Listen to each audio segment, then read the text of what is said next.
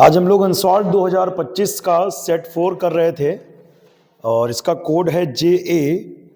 इसका part 1 upload हो चुका है जिसमें हम लोगों ने क्वेश्चन 1 और 2 सॉल्व कर लिए थे। तो अब हम लोग शुरू करेंगे आगे क्वेश्चन नंबर 3 से। क्वेश्चन नंबर 3 क्या कह रहा है, ध्यान से समझना है। y बराबर एक फंक्शन दिया गया है tan inverse 3x minus x cube, y बराबर tan inverse 3x minus x cube upon 1 minus 3x square. और ये क्वेश्चन है 2 नंबर में और x के लिए ये कंडीशन दी गई। इसका क्या यूज है ये भी अभी आपको हम बताएंगे। इसमें हम लोग क्या करने वाले हैं, x बराबर tan थीटा पुट करेंगे। x बराबर tan थीटा पुट करेंगे। चलिए इसमें x की जगह पर tan थीटा रख लेते हैं। tan इनवर्स x की जगह पर tan थीटा रखेंगे तो हो जाएगा 3 tan थीटा। यहाँ पे tan थीटा रखेंगे तो tan थीटा का क्यूब करेंगे तो tan cube theta upon 1 minus 3। x बराबर tan थीटा रखेंगे, tan थीटा का वर्क करेंगे तो tan स्क्वायर थीटा। अब आप ध्यान से समझो, ये जो फार्मूला है ये है किसका, 3 tan a minus tan cube a बटे 1 माइनस 3 tan स्क्वायर a। ये फार्मूला है tan 3a का। ठीक है जी, किसका फार्मूला है, tan 3a का। लेकिन ये tan इनवर्स कैंसिल तभी हो पाता है जब ये प्रिंसिपल वैल्यू हो। जो लोग इनवर्स ट्रिग्नोमेट्री पढ़े हैं वो जानते होंगे कि ये वाला tan और tan इनवर्स आपस में तब कैंसिल होंगे जब ये मुख्य मान हो। इसीलिए इन्होंने एक कंडीशन दे रखी है। चलिए देखते हैं। कंडीशन है x की वैल्यू -1/√3 से +1/√3 के बीच में होनी चाहिए। ठीक है जी, अब देखते हैं क्या होगा। एक्चुअली x हमने मान रखा है tan थीटा के इक्वल, तो x की जगह पर हम tan थीटा लिख देंगे greater than -1/√3 less than +1/√3। tan में 1/√3 मान किसका होता है, जवाब है 30 का होता है। किसका होता है, 30 माने π/6। 30 का मतलब π/6। tan 30 1/√3। ये होता है tan -30 का मान। किसका मान, tan -30, क्योंकि -10 से बाहर आ जाता है, -12 आएगा, tan 30 1/√3।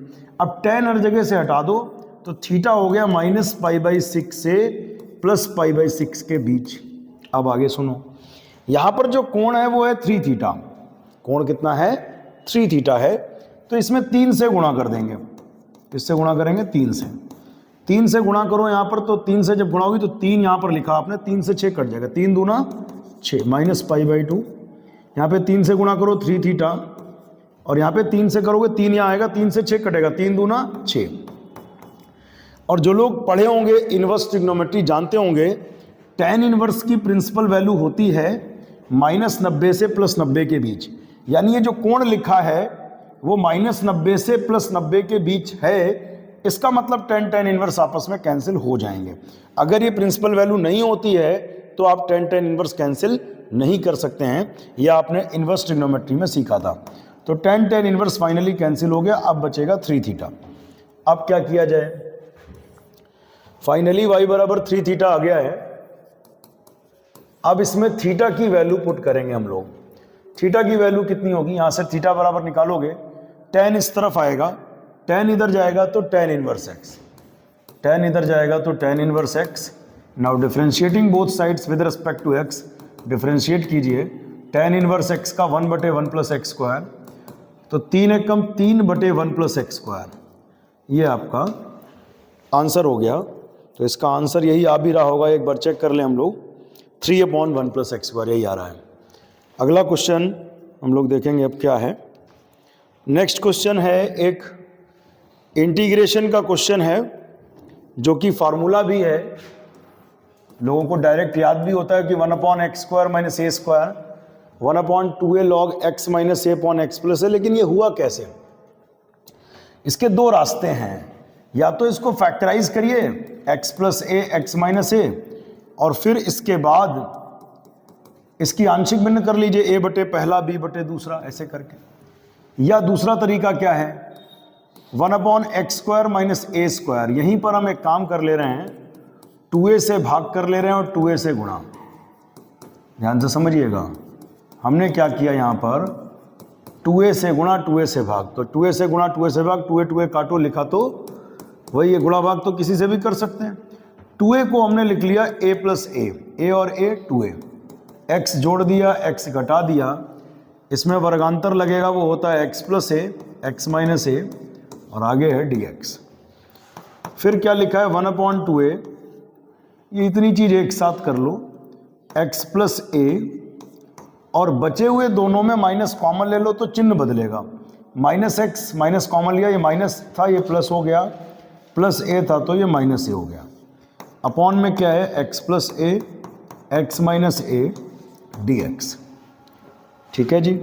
अब क्या करना है, 1/2a, ये दोनों के बटे कर दो अलग अलग, तो x plus a upon x plus a x minus a, इसके बटे में अलग कर दो, minus x minus a upon x plus a x minus a।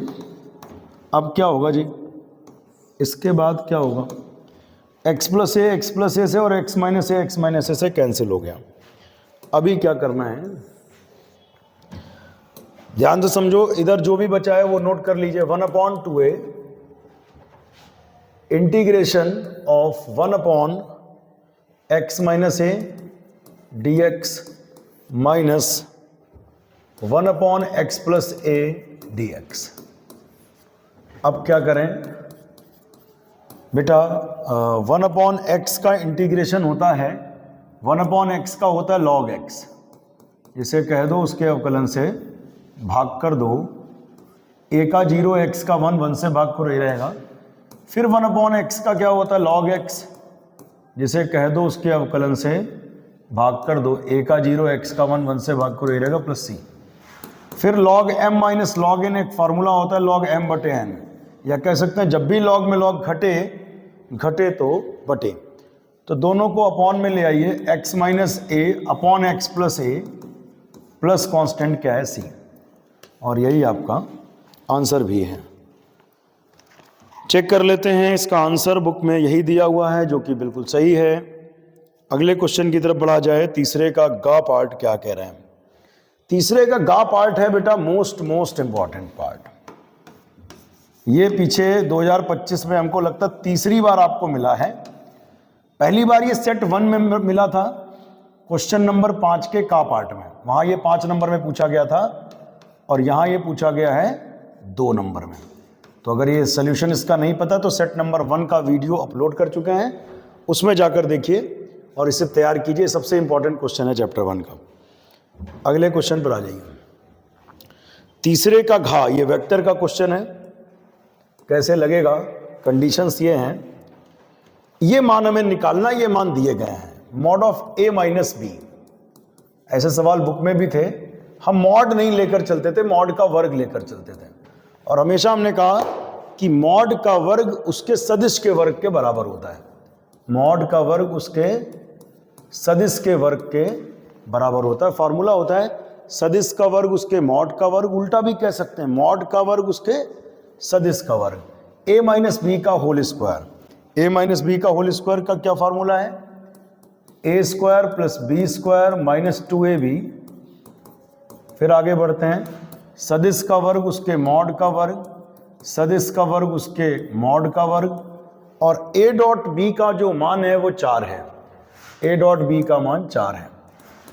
a का मॉड जो है वो 2 है, 2 का वर्ग, b का मॉड जो है वो 3 है तो 3 का वर्ग, और 4 दूनी 8, 2 का वर्ग 4, 3 का वर्ग 9 माइनस 8, तो 9 4 13 में से 8 गया तो 5।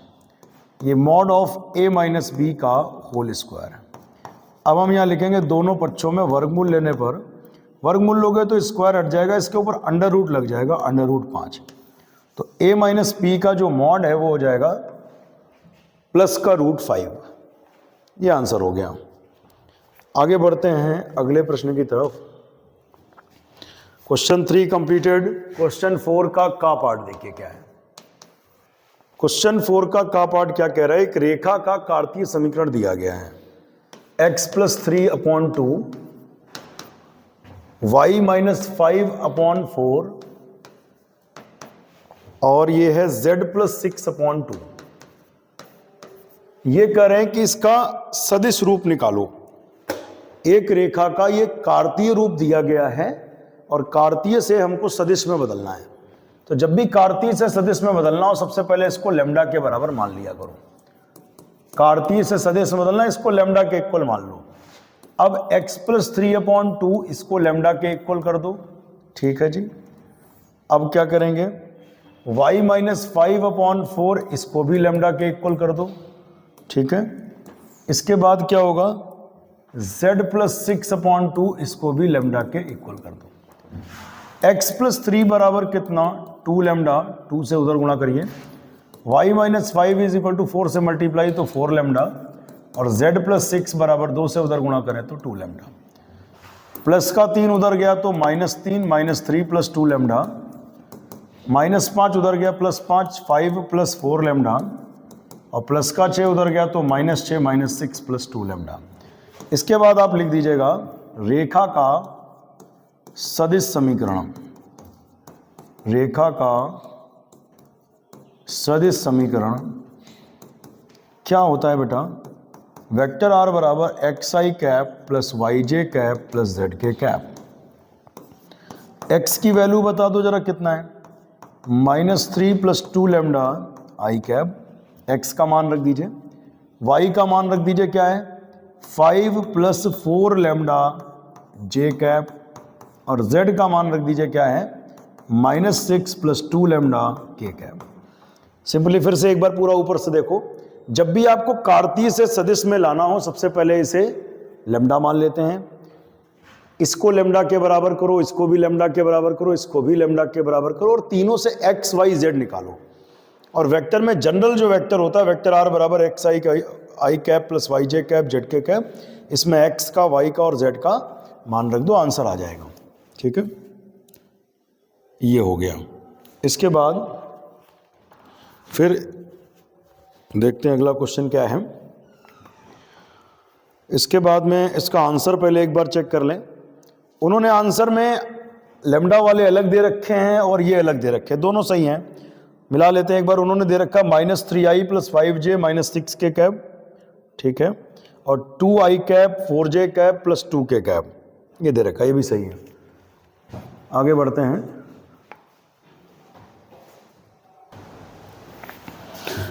इसके बाद अगले क्वेश्चन पर आते हैं हम लोग। चौथे क्वेश्चन का खा पार्ट क्या कह रहा है, देखिए। चौथे क्वेश्चन का खा पार्ट कह रहे हैं एक पासे को एक बार उछाला जाता है। बेटा जैसे ही इन्होंने एक पासे को एक बार उछाला तो आप समझ लीजिए इसका सैंपल स्पेस क्या होगा, इसमें आएगा 1 2 3 4 5 6। एक पासे को एक बार उछाला, जैसे ही उछाला तो गिरने के कुल तरीके होंगे 6, या तो 1 आएगा, 2 3 4 या 5 या 6। ये कह रहे हैं कि पासे पर प्राप्त संख्या 3 की अपवर्त्य है। इस घटना को ई से लिखते हैं। ई किससे लिखते हैं, सुनिए, लिखा है पासे पर प्राप्त संख्या 3 की अपवर्त्य है।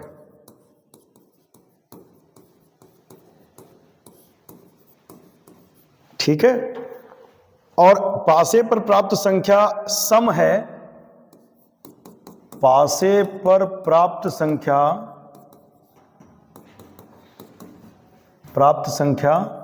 सम है।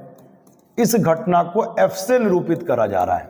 फिर से समझिए, पासे पर आने वाली संख्या अगर 3 की अपवर्त्य है, इसको ई से लिखते हैं, और पासे पर आने वाली संख्या सम है, इसको f से लिखते हैं। तो कह रहे हैं कि बताओ क्या ई और f घटनाएं स्वतंत्र हैं।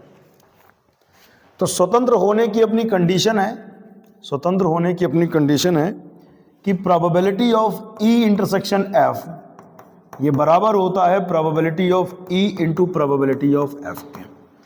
अगर ये कंडीशन सेटिस्फाई हो गई तो ये कंफर्म हो जाएगा कि घटना ई और f स्वतंत्र है।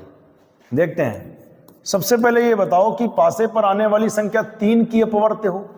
3 की अपवर्त्य 3 है, 6 है, वैसे 9 भी होती लेकिन 9 पासे पर होती नहीं है।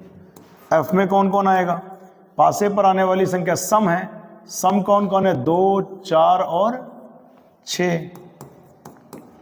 अब हमें पता करना है घटनाएं स्वतंत्र हैं कि नहीं है, उसके लिए ये कंडीशन होती है। तो ई इंटरसेक्शन एफ निकाल लो। ई इंटरसेक्शन एफ का मतलब दोनों में कॉमन कौन है बताओ, 6, 3 तो कॉमन है नहीं। अब हम पहले एलएचएस पर काम करेंगे, probability of E intersection F. किसी भी सेट की प्रोबेबिलिटी उस सेट के नंबर अपॉन टोटल नंबर के बराबर होता है। ई इंटरसेक्शन एफ में कितने लोग हैं, एक अकेला प्राणी है। एस में टोटल कितने लोग हैं बताओ, ऊपर 6 लोग हैं, 1/6, इक्वेशन नंबर 1। अब क्या करें,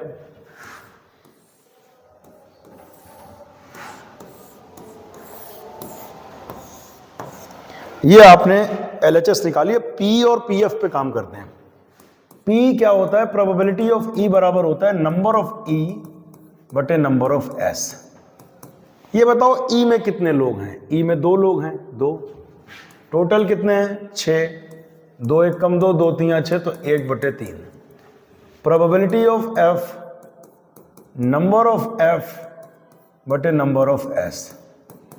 एफ में कितने लोग हैं, एफ में लोग हैं 3 बेटा, एफ में कितने लोग हैं 3, टोटल कितने लोग हैं 6, तो 3 1 कम 3, 3 दूना 6, 1/2। अब इनकी गुणा कराओ, पीई इंटू पीएफ। पीई का मान आया 1/3, पीएफ का मान आया 1/2। फाइनली पीई इंटू पीएफ क्या निकल के आया, 1 1 कम 1 और 3 दूनी 6, इक्वेशन नंबर 2। अब बताओ ये दोनों बराबर हैं कि नहीं है। आप इक्वेशन 1 और 2 से देखो, दोनों का राइट हैंड साइड बराबर है तो लेफ्ट हैंड साइड भी बराबर होगा। पीई इंटरसेक्शन एफ का जो मान है पीई इंटू पीएफ के बराबर होगा। तो from 1 and 2 we can say, 1 और 2 से हम ये कह सकते हैं कि पीई इंटरसेक्शन एफ का मान वही है जो पीई इंटू पीएफ का है। और ये कंडीशन देखो, दोनों के मान बराबर आए, तो आप नीचे लिख सकते हो कि ई और एफ घटनाएं स्वतंत्र हैं। ठीक है, आगे बढ़ते हैं। चौथे क्वेश्चन का अब हम लोग करेंगे तीसरा पार्ट, गा। चौथे का गा पार्ट देखिए क्या कह रहा है। चौथे का गा पार्ट क्या कह रहा है, एक मैट्रिक्स दिया है ए डैश बराबर क्या है, -2 3 1 and 2। बी डैश मैट्रिक्स दिया है -1 0 and 1 2। और हमसे कहा गया कि a+2b का होल डैश फाइंड करिए। a+2b का होल डैश ही हमें ज्ञात करना है। कैसे हम लोग करेंगे, सबसे पहले समझना ये डैश दोनों पर आएगा। एक प्रॉपर्टी होती बेटा a+b का whole dash a dash plus b dash, dash दोनों पर आता है, तो यहां भी वही होगा, ये डैश दोनों पर आएगा, तो ये हो जाएगा a डैश प्लस 2b का होल डैश। समझना, a डैश प्लस 2b का होल डैश। फिर एक और प्रॉपर्टी होती है कि ka का होल डैश बराबर होता ka डैश। यहाँ k कोई वास्तविक संख्या है, कहने का मतलब 2 पर डैश का कोई प्रभाव नहीं पड़ेगा। a dash plus 2b dash, a dash का मान ऊपर दिया हुआ है -2 3 1 2। b डैश का मान क्या दिया गया है, -1 0 1 and 2। फिर -2 3 1 2, 2 से गुणा कराइए, 2 1 कम 2 यानी -2, 2 गुणा 0 0, फिर 2 1 कम 2 और 2 दूनी 4। अब दोनों को ऐड कर लें तो आंसर आ जाएगा, तो -2 और -2 हो जाएगा -4, 3 और 0 जुड़ेगा तो 3, 1 और 2 जुड़ेगा तो 3, 2 और 4 जुड़ेगा तो 6। ये आंसर आ जाएगा। एक बार इसका आंसर हम लोग जरूर चेक करेंगे। तो इसका आंसर आ रहा है -4 5 1 6। ये 2 एलिमेंट नहीं मैच कर रहे हैं। एक बार हम लोग अपना आंसर चेक कर लें, कई बार अनसॉल्व में भी आंसर गलत दिया रहता है। -4 5 1 6, यहाँ पर 5 दिया, यहाँ पे 1 दिया। एक बार चेक कर लेते हैं पूरा। एक बार मिला लें, हमने सही नोट करा था।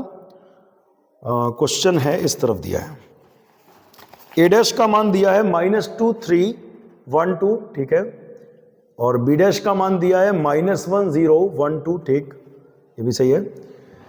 डैश दोनों पर आएगा, यहां तक तो ठीक है। ए डैश का मान सही नोट हुआ, -2 3 1 2 +2, बी डैश का मान है -1 0 1 2, ये भी सही है। 2 से गुणा करें, 2 1 कम 2, 2 गुणे 0 0, 2 1 कम 2, 2 दूना 4, सही है बिल्कुल। जोड़ेंगे -2 -2 -4, 3 1 और 2 3, बिल्कुल सही आंसर है। किताब में आंसर अनसॉल्व में ठीक कर लीजिए, यहाँ पे 3 3 कर लीजिएगा, गलत दिया गया है। इसके बाद चौथे का लास्ट पार्ट हम लोग करेंगे।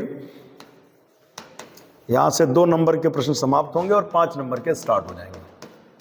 fx बराबर log sin x, और अंतराल दिए गए हैं 2। एक बार इन्होंने कहा 0 से 90 में बताओ, एक बार कहा 90 से 180 में बताओ, ठीक है। तो सबसे पहले आप इसका एक बार, जब भी वर्धमान असमान का सवाल मिले टेंशन नहीं लेना है, एक बार अवकलन करना है।